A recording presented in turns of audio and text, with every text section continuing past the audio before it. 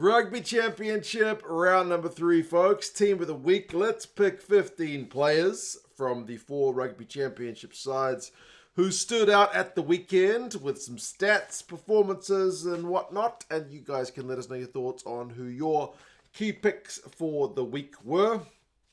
Pleasing to see really a couple of close games this week because, I don't know, I feel like it makes a bit more for kind of interesting picks where each team can genuinely have a few contenders. First guy I'm going to go with, and it's an Aussie in Angus Bell. Some people still don't rate Angus Bell, and I wasn't here for it, man. Angus Bell is a bloody good loosehead prop. He was taking some names, especially defensively this week for the Wallabies. He finishes the game with 18 from 19 tackles, including 5 dominant tackles, which is easily more than anybody else this week in terms of pure bone-crunching ability. He was helping put the Pumas' scrum under a bit of pressure. He even finishes the game with a try assist, which is unusual for a loosehead prop. He has 8 carries. He has 3 meters, which is kind of low for him because he's usually a big unit around the park. But in the wet conditions, no one was really getting a heck of a lot of meters per carry. A couple of passes. Wins a turnover, only concedes 1 penalty. Angus Bell. I think him and Tupou in the starting front row for the Wallabies make their forward pack a lot more, I don't know, solid than it was, particularly in the weeks when they both kind of weren't there in tandem. Tight head, I am going to go with one of my favorite players, and that's Frans Maluba from South Africa. Just quietly doing Frans Maluba stuff. He's not going to win any headlines this week, but I think he did kind of what he does normally. Big defensive shift from him. 8 from 9 tackles, obviously.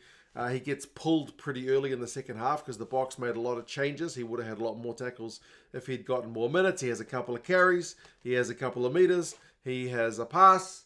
Doesn't concede any penalties. He probably would have thought he might have got a bit more reward at scrum time. But the scrums were kept largely kind of unpenalized for the most part. But yeah, man, Frans Maluba doing Frans Maluba stuff. I think if you're a Springboks fan, keep enjoying that guy playing for your side because he's a very good player. Hooker, I am going to go with a Kiwi in Cody Taylor. He was at my wife's work the other day, a couple of weeks ago, before they headed out to South Africa because my wife's company she works for, I believe, is kind of one of the associated sponsors with the All Blacks. So they had 3 All Blacks come and pay them a visit. One of them was Cody Taylor. My wife described him as the kind of slightly awkward one who probably didn't want to be there. Such as the life of an All Black, I guess. You get roped into some PR events which you maybe didn't want to do. But in terms of his on-the-field stuff, I think you'd be pretty happy with Cody Taylor. He has 8 carries for 24 meters, which is a pretty good shift against a pretty stingy Springboks defense, which wasn't coughing up a lot of meters. He also has a try, which is a maul try. Again, those things aren't that common to get against South Africa, so they'll certainly think that one was pretty pleasing. And one of his carries is that turnover ball when Ben Jason Dixon kind of coughed up the pill. He's the one who pounces on that turnover ball, which kind of sets up later on the Caleb Clark try. So I think that's pretty good commitment from Taylor to be that first guy on the spot. 11 from 12 tackles is a good defensive shift. He does concede 1 penalty, but the line-out was operating largely pretty well. I think it was at 90-something% for the game. I think they only lost 1, the All Blacks. So Cody Taylor, maybe awkward at PR events, but on the field, very good contribution from him. Locks, I'm going to go with, I think I've picked him every bloody week, Pieter-Steph du Toit. Like, he doesn't get the same kind of plaudits that Antoine Dupont gets. Maybe because he's a forward. Like, everybody harps on about Antoine Dupont, and rightly so, because he's a good player. And I feel like Pieter-Steph gets a lot of credit, but not like Antoine Dupont level credit. And he probably should. Because I know he's been former World Player of the Year, so he's literally been given the highest kind of individual honor you can get in rugby. But I don't know. I still feel like he's not getting enough kudos. Maybe that's just me. His work rate around the park is just still unbelievable. 11 carries. That's very busy. He's the top South African tackler also with 11 from 12. He makes 24 metres. He wins 4 lineouts. Remember, he's filling in at lock again with this locking crisis. South Africa got an injury. He's, he started his career kind of as lock or loose forward and then basically became one of the best, if not the best, blindside flanker in the world. And question marks about, if you put him at lock, you're kind of losing that kind of X factor, like the opposite conversation you get with Itoje, when people say, you lose Itoje's abilities when you put him on the blind side. People saying the opposite with Peter Steff, but man, he's equally good. Wherever you put him, he's going to have a massive contribution. And he does concede a penalty. He does have a turnover conceded, but he also steals a line out. I don't know, man. His work rate is just genuinely quite incredible. So, yeah, Peter Steff du Toit once again. I'm also going to put his locking partner, if I can spell his name, alongside him, Noia. Maybe not quite as same level as Peter Steff du Toit in terms of contribution or flash, but his key role stuff, he did well. Did he make his tackles? For the most part, yes. He's also one of South Africa's top tacklers with 9 from 11 and very busy at line-out time. A South African line-out didn't look as sharp as it has looked in other times, but he takes 10 line-outs, which is easily the most line-out takes of anybody in this week's competition. He takes the line-out, which leads to the maul drive, which leads to Bongi's try.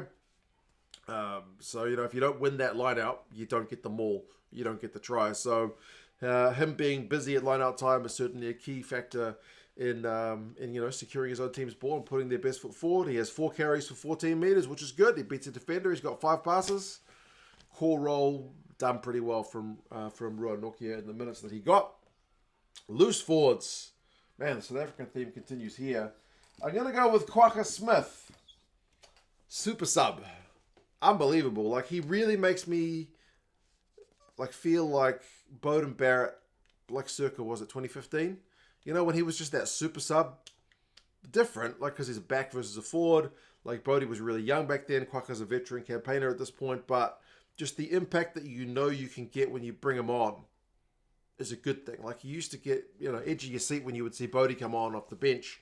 You get that with Kwagga these days, and man, his stats don't do him justice. They've given him 6 carries for 14 metres, including a try, and that try was proper leg drive, low to the ground, power over before anyone can even react. He's given 3 from 3 tackles. He doesn't concede any penalties. Somehow he's not given a turnover. He at least pilfered 1 All Blacks ball, maybe just because nobody was there and he just was the first man on the spot. I don't know, but he at least turned over 1 All Blacks ball, but he's not given it in the stats. But man, that guy's impact from the bench cannot be underestimated. He is genuinely just that kind of super sub material, and it kind of makes it hard to start him because you get the best impact from him from the bench. So yeah, there you go, Kwagga Smith. The other flank, I am going to go with an Aussie in Carlo Tano. He's not Fraser McReight. Fraser McReight is probably, based on Super Rugby form, like the best performing Aussie player in 2024, but he's out injured. And Liam Wright's out injured as well. So Carlo Tano was called up to the squad to take this open side flanker berth. And he is a hard tackling, defensive-minded number 7. And that is absolutely what you got from him against the Pumas. And I don't know that the Aussies win that game without a guy making these tackles and winning these turnovers. 22 out of 22 tackles is a massive shift. And behind only Marcos Kremer this week, I think I had 23. He wins 2 turnovers. Key moments when Argentina are on attack, he's able to turn them over. Offensive numbers are never that flash with Tano. 7 runs, 4 metres, beats a defender, has a pass. You pick Carlo Tano to make a heap of tackles, basically to be your top tackler. He's going to do that, and he's going to thread the breakdown. He does that. So, defensive player, doesn't do the flashy stuff as much, but again, equally as important for a team. And then other loose forward I'm going to go with is one of the Pumas guys in Juan Martin Gonzalez. He gets their only try of the match from a maul. It's an interesting one that in those conditions, maybe there weren't more tries. I don't know. I guess the handling meant At times there was a bit of drop ball, so there are fewer tries. But one try, who would have picked Argentina only to get one try in that game? And it was a maul try. Australia's been weak at maul defence, and they exposed them there. 6 carries for 17 metres and a defender beaten. It's not a bad shift from the Pumas' Lucy, and his ability to grab ball and chuck it round is still one of the best in the business. 7 passes is pretty good for a number 8. 6 line-out wins as the top Argentinian line-out operator. He also has an offload. He doesn't concede any penalties. He makes 11 from 12 tackles on defence. So one of their kind of top defenders, obviously behind Cremo, who's also a defensive powerhouse like Tano. But yeah, Juan Martin Gonzalez, proper skills guy, proper high work rate guy. Very good guy to have in the side. So those are the forwards. I'll get to some honourable mentions at the end. Backs. 9 was a really hard one because which one of the 9s like really stood out? TJ kicked a really nice 50-22, but then also gave away a dumb penalty for shouting at the ref. Corbus Reinach, was he good enough to be team of the week? Jake Gordon for the Aussies. Gonzalo Bertrano. I don't know. None of them really kind of stood out. The guy who kind of stood out, and it was part of that South African bench having impact, I feel like was Grant Williams. I mean, he took his try really well. Dummy and snipe close to the All Blacks line. Without that kind of confidence, maybe the All Blacks defence holds on, but he picks that key moment and is able to get through for a try. 6 carries, 6 metres, beats 2 defenders, 25 passes, 3 kicks from hand. He does have 1 penalty conceded and 1 turnover conceded, but largely his contribution was a positive one. Like, that's what you want from your bench. You want your bench to come on and add impact, and it's what we saw from the South Africans in this game. And he also did something I liked at the end, which I've wondered why guys don't do more. It's when there's a couple of seconds left on the clock. Just run it backwards and then go out. You know what I mean? Like, it tends to be like that if there's a couple of seconds left, they'll just go through one more phase. But every phase that you go through, you risk conceding a penalty or being turned over. He just ran backwards a few steps and then ran into touch or kicked it into touch. Like, if you're halfway down the field, you could literally just, Grant Williams is gas. If you had 10 seconds, he could just run it back to his own in-goal area. I guess it just looks weird. Like, if you got caught, you'd never hear the end of it, so guys don't do it. But he ran at least a few meters just to run those last couple of seconds on the clock, so I thought that was kind of good play from him. Number 10, I'm going to go with Sasha Feinberg and Ngomazulu. I don't know that it was like his best game ever, but he still, even when he's playing good, yeah, he's pretty played good. Like, he certainly missed like that one penalty, which was very kickable, but he also kicked a bloody 60-meter penalty, which is the one I'm going to remember probably longer than the missed one. 7 runs, 63 meters, 4 defenders beaten. That's a good offensive shift. 10 passes, 7 from 7 tackles. Those are nice numbers. He finishes with the 2 conversions, the 4 penalties, and the 15 kicks from hand. And also a part of keeping the game moving. Like South Africa, in old times, a few years ago, probably wouldn't be taking all the quick lineouts and stuff that they take now. But nowadays, they want to play at high tempo. They're at altitude. They want to be getting some tired legs out there, which is, again, maybe not what we think of when you think the box. You think they want to use their reliable line out, their big forwards, they want to maul it, they want to set. But no, they were taking heaps of quick lineouts, and he was the recipient of a couple of those as well. So, Sasha Feinberg and Ngomazulu, he's doing all right in Springboks colours. Midfield, I'm going to go with Jordie Barrett. I think he's been looking pretty good in the last couple of games, because he's been a little bit under the microscope in terms of, like, is he a midfielder? Should he be back at fullback? We've got other guys who could potentially step into the number 12 jersey, but nah, man, Jordie Barrett's looked pretty good. He gets the intercept try, which is obviously picks off Dale Ender's pass. Springboks running that line-out move, and he reads it like a book to get over the line. He showed some good gas. He had some pretty quick guys chasing him, but he's able to kind of hold on and get himself over the line. So he finishes with 12 carries, 91 meters, largely from the intercept, but not only the intercept. 3 defenders beaten is not bad. Throwing that big body as around. The clean break is obviously the intercept. He also makes 7 from 7 tackles, which is good. He's also a man to receive line-out ball, like that line-out move try the All Blacks got. Clark's second one, they threw it long to Jordie Barrett. So, he's a big dude in the midfield, so you can throw those line-out moves to him, I guess.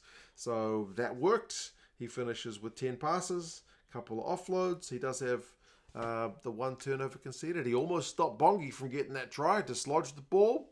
But, yeah, Geordie Barrett in the midfield, I think, looked pretty good. 13, I'm going to go with the Wallabies 13 and Len Ikitt. I do feel like he's one of those skills guys that can help unlock opposition defenses, and we saw it because he helped set up the Jake Gordon try. Like, he's the guy who just shifts a little no-look inside pass to Tom Wright, and then he would have been there if Tom Wright had decided to pass right, and Ikitt could have gone over for a try, but he ends up going left to Gordon, so helped set up the first try. If rugby gave secondary assists, Len Ikitt would certainly be getting that one. He finishes with 10 carries for 26 metres, which is not bad. He's got 5 defenders beaten, which is more than anybody else in that game. The defensive numbers were largely pretty decent. 4 passes, including 2 offloads, 5 from 5 tackles, even puts through 1 kick. But, yeah, with a guy like Hamish Stewart inside him, who's a very kind of, I don't want to say by-the-numbers player, but a really solid, reliable, standard number 12, having a little bit of X factor at 13, I feel like is a good mix. So Len Ikitt with a 13 jumper. Left wing, I'm going to go with Caleb Clark. He obviously gets a couple of tries. He takes them pretty well. Right place, right time. Enough gas, especially like when he's up against Jesse Creel, who's been forced out to the wing. He's able to get around him. Like Ches and Colby almost bloody got him. But, well, he did get him, but unable to dislodge the ball. But Caleb Clark gets those 2 tries. 6 carries, 54 metres, 3 passes. He does end up coughing up a penalty, misses a couple of tackles, but I don't think that Caleb Clark loses his left wing spot anytime soon. It's kind of been between him and Talea, but I feel like Clark has probably secured that spot, at least for the foreseeable future. Speaking of Cheslin Colby, I put him here. I'm not sure his stats do him justice because he finishes with only 20 metres, but he's got 6 defenders beaten, which is, I think, more than anybody else for the entire week, including sitting down Scott Barrett, which is a bit of a mismatch in terms of size. He's got the 1 pass. He's credited with 2 missed tackles. He's got the same tackle numbers as Clark, like 3 from 5. I'm wondering if they're counting the one on Clark as a missed tackle, because he grabbed Clark as he was going over the line and tried to dislodge the ball from his hands, but couldn't quite get around him. But he couldn't stop the try. But yeah, he's also got a couple of quick throw-ins. Like, he's that guy when the All Blacks kicked it for touch, but don't find row Z. If they're just going to kick it out, he's going to throw the ball in quickly, which, as I said, kind of kept that tempo high, wanting to maybe make the most of the altitude factor. But yeah, really athletic, trying to keep that 50-22 in the field of play. Like, he's 100% commitment, Cheslin Colby. And the team certainly look better when he's on the field. And fullback, I am going to go with a Wallaby in Tom Wright. Like, I don't think Bodie had his best game at fullback for the ABs. Fussy gave away a yellow card. And, like, he's all offensively brilliant, but still has some kind of question marks defensively. Malia had at least one really good kick from the boot, but certainly not his most offensive-minded game for the Pumas. But Tom Wright, man, he gets that try assist to Gordon where he pops it from the deck. That's a proper thing of beauty. He's got 45 metres, which is the second of all the kind of Aussie ball carriers. He's got 6 carries, a couple of defenders beaten. He's got 9 passes, which is great involvements from the fullback. Like, he really wants to be up in the line and being that kind of extra distributor. 5 kicks from him. So, yeah, I thought Tom Wright, contributions, very good for the Wallabies, and he has been a locked-on pick for Joe Schmidt since he's taken over. Honourable mentions, who didn't I pick? Taniela Tupou at the front for the Wallabies. I think certainly adds a bit of extra oomph. I think they need him. Marcos Kremer, I already gave him a mention, but he was certainly tackling the house down for the Pumas. For the Lucies, there was a lot. Like, Jasper Visa looked bloody good on his return. I was sure he didn't pass it, and I looked up his numbers, and absolutely he didn't pass it. When that guy gets the ball, he just runs direct, but like wins a couple of turnovers and, hard bone-crunching tackles as well. Valetini for the Wallabies also looked bloody good in the second row. Salakai Oloto also looked really good. Hamish Stewart, For the Wallabies, I thought had a pretty good debut, very solid in the midfield. Damon Delende obviously threw the intercept pass, but was also kind of big at the breakdown one, at least I think a couple of turnovers. I already mentioned Fussy, great on attack. Yellow card, and that one kick out that he did was kind of not ideal. But yeah, Mateo Carreras in the backfield looked really, dangerous for the Pumas of all the guys there. He looked pretty dangerous. Ethan Blackadder was really busy for the ABs in their back row. But yeah, if you missed any of the games on the weekend and you're in the States, Flow Rugby is the place to watch them. I'll put a link down to Flow in the description. They've got the games on demand. And then next week's games, All Blacks South Africa Game 2, Wallabies Pumas Game 2 will be really interesting to see. You guys let us know your thoughts. Who would you have in your team of the week if you were picking them? Let us know your thoughts, and I'll talk to you guys again soon. See you later.